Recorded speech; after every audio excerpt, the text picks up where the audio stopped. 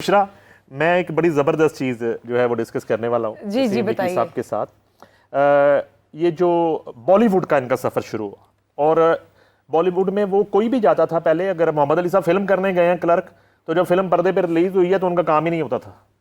अगर मोहम्मद राना वहाँ पे काम करने गया, जब फिल्म रिलीज हुई है तो वो किया हुआ काम भी नजर नहीं आता था। ये वाहिद एक, और जब भी हमारा कोई आर्टिस्ट जाता था तो हमें पहले से एक बीइंग ए मीडिया एक घबराहट होती थी कि यार इन्हें हाथ हो जाना। लेकिन नसीम विकी साहब जो है ना, वहां से जीत के आए, पहले विनर थे ये वहां के किसी भी फनून लतीफा के कंपटीशन के, और ये गालबन इंडियन आइडल था नहीं, लाफ इंडिया लाफ था। लाफ इंडिया लाफ अपना लोहा बनवाया इंडिया में भी, लाफ इंडिया लाफ में अब विन किए थे, विन किया था, और तमाम जो इंडियन कॉमेडियन उनको चित किया। अब ये सिलसिला शुरू होता है, और उसके बाद वहां पे कपिल शर्मा दरियाफ्त होते हैं। कपिल शर्मा, विकी भाई को शायद याद होगा कि उमर शरीफ साहब उसके जज थे, अमानुल्लाह साहब उस शो में मौजूद थे, उनका बेटा अमानत भी मौजूद था स्टूडियो पर। मैं उस फाइनल को कवर करने गया था पाकिस्तान से, मैं स्टार प्लस स्टूडियो में मौजूद था उस वक्त। तो उसके बाद कपिल शर्मा ने शो करने का जब फैसला किया, उसे साइन किया गया, तो शो कैसे शुरू हुआ, आपका उसमें क्या रोल था, आपसे किस तरह राब्ता किया गया, और वो शो किस तरह आपने स्टार्ट किया कपिल शर्मा शो? मैं उससे पहले एक शो जो था ना हमारा, जब मैं स्टार प्लस का वो जो शो था laugh India laugh, life okay के नाम से उन्होंने फिर चैनल को शुरू किया था। ठीक है। उसके वजह से विन किया।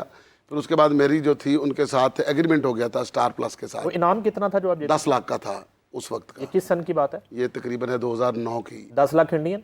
10 लाख इंडिया। साढ़े कितने बनते? अच्छी वैल्यू थी तब तो, INR 50 के करीब बन जाता। मुझसे पूछा तो उन्होंने कितने देर भी तो कितनी होगी ना। अच्छा, उनते उधर अपने होर पै गए। जी अपन शर्मा कुछ कहना चाहते हैं? मेरी भी गल सुनो यार। जी बताइए प्लीज। मैं अब देखिए ना, क्रेडिट नहीं दे रहे तो मुझे बोलना पड़ेगा। उन्होंने मुझसे पूछा था कि क्या देना चाहिए भाईजान को, तो फिर मैंने उनको कहा कि तकरीबन 10 लाख। यानी आपको पूछ के उन्होंने दिए नसीम विकी साहब? उस वक्त आप खुद स्ट्रगल में थे। अभी आप मुझे मिलने के लिए आए थे। तो अभी तक नहीं है। उस वक्त जब मैं मुकाबला लड़ने गया था ना, तो मुझे मिलने के लिए आए थे। वहां पर सरदार कमाल भी थे, अब्बास राई था, मेरे गुआ भी मर गए ने। और कराची से वो रऊफ लाला वगैरह भी थे ना? नहीं, वो नहीं थे, वो इस शो में नहीं थे। इस शो के अंदर बदर खान था उनके साथ जोड़ी में, सरदार भाई के साथ, और साथ अब्बास राई को मैंने वैसे ही साथ लेकर गया था स्टैंड अप कॉमेडी के लिए। तो उस वक्त जब हम कर रहे थे, और इनके बाल भी पूरे नहीं थे, याद है आपको? हाँ, बाल भी पूरे, बाल बाद में लगे थे। सर तुसी ना मेरा प्रॉपर तारीफ कराओ कि अपन शर्मा ने, यार आपकी आपकी बहुत हालत खराब थी तब, मैंने खुद देखा हुआ अपनी आंखों से जब आप जीते सर। की मेरे जो वैगन वजी सी, मैं किसी ट्रक दे थल्ले आ गया, रेल गड्डी च मैं उतो लंघी, मेरी की हालत खराब। मैंने जो पहला जुमला पूछा अपनी ईमानदारी ने दोस्तों, ਤੁਹਾਡੇ ਚ ट्रक ਵੱਜ ਸਕਦਾ, ट्रेन ਦੇ ਥੱਲੇ ਤੁਸੀਂ ਆ ਸਕਦੇ ਹੋ, ਜਾਂ ਤੁਹਾਡੇ ਚ वैगन ਵੱਜ ਸਕਦੀ है। ਇਹ ਸਾਰੀਆਂ ਚੀਜ਼ਾਂ ਤੁਹਾਡੇ ਨਾਲ ਕੋਈ ਤਾल्लुक है, ਤੁਸੀਂ ਨਾ ਸ਼ਾਮ ਚ ਵੱਜ ਸਕਦੇ ਹੋ भाईजान। सर आपने मुझे बुलाया था कि आपने नया शो शुरू करना है, तो मैं आपकी ना लेकिन वो तो आप शुरू नहीं करे, कोई और भी नया शो? तो मैं ही शुरू कर रहा हूँ ना। इन्होंने मुझे कहा था कि आए, मैं आपकी मुलाकात करवा दूंगा, तो नया शो शुरू करने में ये मेरी मदद करेंगे। अच्छा, जो आप शो शुरू कर रहे हैं ना, उसमें छापा पड़ने का बहुत खतरा है। आपने कहना शो करते हो तो पढ़िया जाना। तो जो पहला जुमला था ना कपिल शर्मा का, जो पहला जुमला था, जब वो विन किया तो वो रोता हुआ जब यूं आया, तो हम मीडिया वाले गए। मैंने उनसे पूछा कि मैंने कहा, तो मुझे उसने बताया कि उसने कहा कि मैंने जिंदगी में पहली दफा मुंबई देखा है, ऐसा ही, यानी कि जो हालात थे कपिल शर्मा के वो ये थे। ऐसा ही। अच्छा, अब आपको कहा गया कि शो बनाना है।